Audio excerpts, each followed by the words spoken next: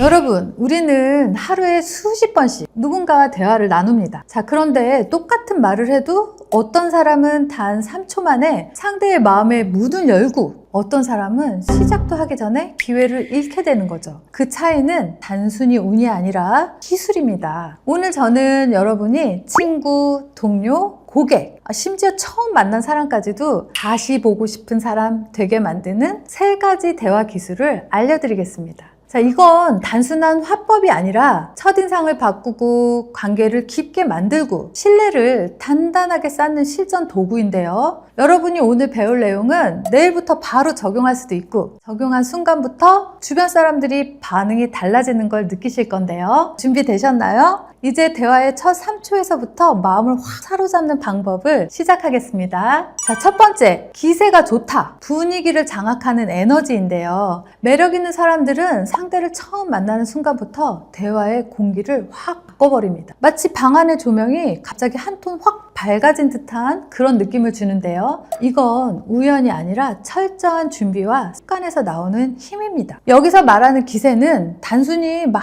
목소리를 크게 내거나 과도하게 막 활발하게 행동하는 그런 걸 의미하진 않습니다. 그보다는 자신감이 느껴지고 에너지가 전달되는 태도를 말하는 걸 텐데요. 이 에너지는 눈빛, 표정, 몸의 각도, 목소리 톤 이런 여러 요소가 결합되어 전달되는 겁니다. 상대방은 단 3초 안에 이 기운을 감지하고 그 순간 마음의 문을 조금 더 열게 될 수밖에 없는 거죠. 첫인사 3초 안에 전해지는 기세는 이후 대화의 흐름을 결정짓게 되는데요. 예를 들어 볼까요? 안녕하세요. 오늘 시간 내주셔서 감사합니다. 이렇게 힘없이 시작하는 거랑 반대로 대표님, 오늘 꼭 뵙고 싶은 이유가 있어서 왔습니다. 이렇게 목소리에 힘이 있고 표정이 밝으면 그 자체로 뭔가 중요한 이야기를 들려줄 것 같은데? 이런 기대를 심어주게 됩니다. 자, 전자는 대화가 시작되기도 전에 관심을 잃게 만들지만 후자는 왜 그렇게 말할까? 이런 호기심을 불러일으키고 집중력을 끌어올릴 수 있습니다. 기세는요, 단순히 순간적으로 만들어지는 건 아닙니다. 대화를 시작하기 전 짧지만 집중력 있는 준비 과정을 거치면 훨씬 더 안정되고 강한 기세를 유지할 수 있는데요. 첫 번째, 미팅 직전에 최소 30초에서 1분 정도는 복식 호흡을 합니다. 천천히 숨을 들이마시면서 배가 부풀어 오르는 것을 느끼고 4초간 멈춘 뒤에 6에서 8초에 걸쳐서 천천히 내쉽니다. 이렇게 하면요, 긴장이 좀 완화되고 목소리가 좀 더 깊고 단단해집니다. 두 번째는 목소리 워밍업. 호흡 후에는 의도적으로 목소리를 한 톤 낮게 내서 안녕하세요 같은 짧은 문장을 2번, 3번 반복합니다. 톤을 너무 높이면 가벼워 보일 수 있고요. 너무 낮으면 위축된 인상을 줄 수 있으니 좀 단단하지만 부드러운 목소리를 목표로 합니다. 자, 세 번째는 첫 문장을 설계해야 됩니다. 첫 마디는요, 반드시 준비하세요. 예를 들면 대표님, 오늘 뵙게 되어 정말 반갑습니다. 준비한 내용이 꼭 도움이 되실 거라 생각합니다. 오늘 만나 뵙고 싶은 이유가 명확해서 바로 말씀드리겠습니다. 첫 문장이 명확하고 긍정적이면요, 그 뒤에 모든 말들이 더 주목을 받게 돼 있습니다.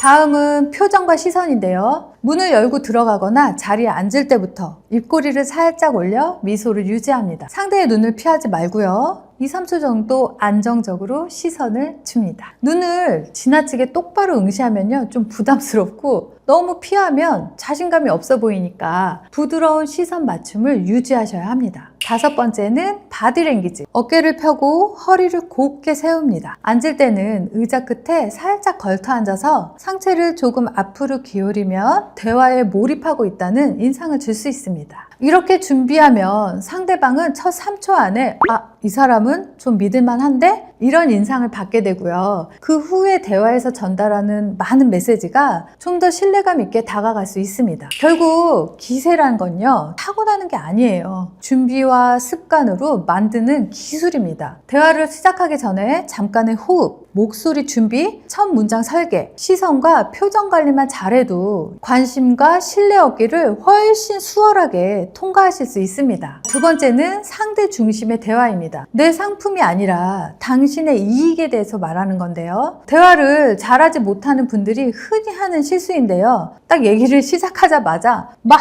내 얘기만 늘어놓는 실수입니다. 어떤 경험을 했는지, 무슨 일을 하고 있는지, 어떤 정보를 알고 있는지를 열심히 준비했으니까 막 쏟아붓듯이 말하곤 하는데요. 이런 방식은 아쉽게도 듣는 사람 입장에서는 흥미를 끌기가 어렵습니다. 사람들이 정말 궁금해하는 건요, 이 이야기가 나와 무슨 관련이 있는지입니다. 이게 무슨 얘기냐 이런 거보다는 이 얘기가 나에게 어떤 의미가 있느냐, 이게 훨씬 더 중요한 거죠. 예를 들면 친구에게 나 요즘 요리 배우는데 레시피 20개 외웠어, 이렇게 말하는 것보다는요, 나 요리 배우고 있는데 다음에 너한테 진짜 맛있는 파스타 해줄게, 이렇게 말하면 훨씬 더 관심을 갖지 않을까요? 전자는 나의 정보지만 후자는 너에게 생기는 좋은 일이기 때문입니다. 이렇게 하려면 대화를 하기 전에 상대방의 상황을 조금이라도 알고 가는 게 중요하겠죠. 요즘 어떤 일로 바쁜지, 관심사는 뭔지, 혹은 최근에 겪은 불편이나 고민이 있는지를 기억해 두는 겁니다. 그런 내용을 좀 더 알고 있다면 이야기를 꺼낼 때 자연스럽게 그와 연결할 수 있게 되겠죠.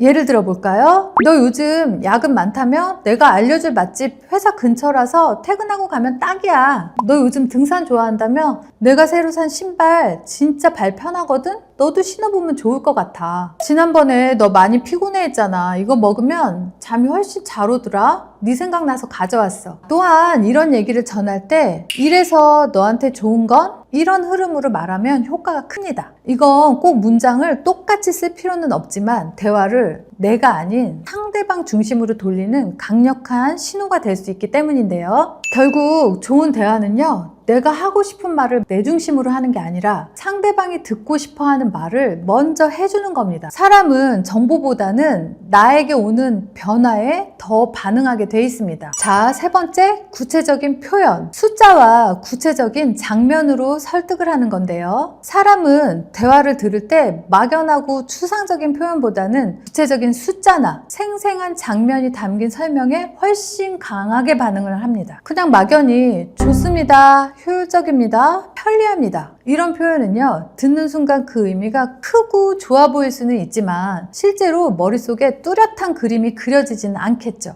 설득력이 떨어질 수밖에 없습니다. 예를 들어 효율이 많이 좋아집니다, 이렇게 말한다면 듣는 사람은 많이라는 것이 정확히 어느 정도를 의미하지? 알 수가 없는 겁니다. 그저 막연하게 좋아진다는 느낌만 받을 뿐 변화의 크기나 실질적인 효과를 바로 상상하기는 어렵겠죠. 반면에 이 시스템을 도입한 지 3개월 만에 불량률이 8%에서 2%나 줄었습니다, 이렇게 말하면 어떨까요? 숫자와 기간이 명확하게 제시되기 때문에 듣는 사람은 변화의 폭, 효과를 구체적으로 이해하게 되고 이건 정말 성과가 있구나, 이런 확신을 갖게 되겠죠. 이렇듯 장점을 설명할 때는요, 반드시 숫자나 기간, 비율을 포함시키는 습관을 들여야 됩니다. 구체적인 장면을 묘사하는 것도 매우 중요한데요. 사람은 숫자와 함께 그 상황이 눈앞에 그려지도록 표현해주면 훨씬 더 쉽게 이해하고 기억할 수 있게 되는 거죠. 예를 들어 볼까요? 기계 작동 후 10분이 지나면 온도가 5도씩 올라갑니다 라고 하면 듣는 사람은 실제로 기계 앞에 서서 온도계가 천천히 올라가는 모습을 상상할 수 있게 되는 거죠.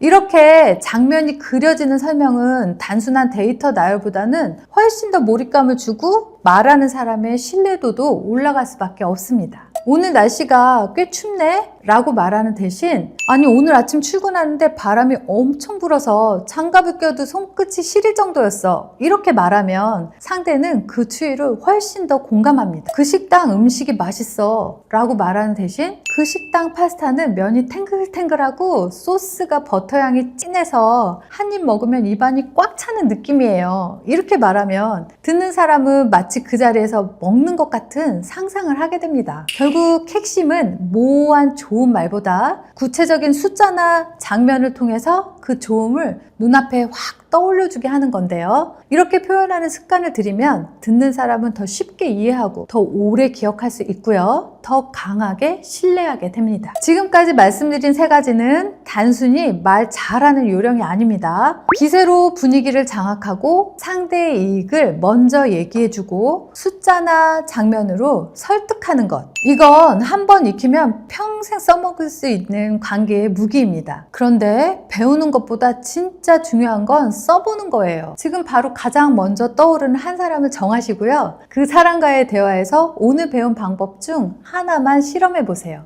대화를 나누는 표정이나 말투, 그리고 그 후의 행동까지 그냥 우연히 호감을 얻는 사람이 아니라 의도적으로 마음을 얻는 사람이 되시길 바랍니다. 당신하고 얘기하면 참 기분이 좋아져요. 언젠가 여러분도 이런 말을 듣게 되실 겁니다.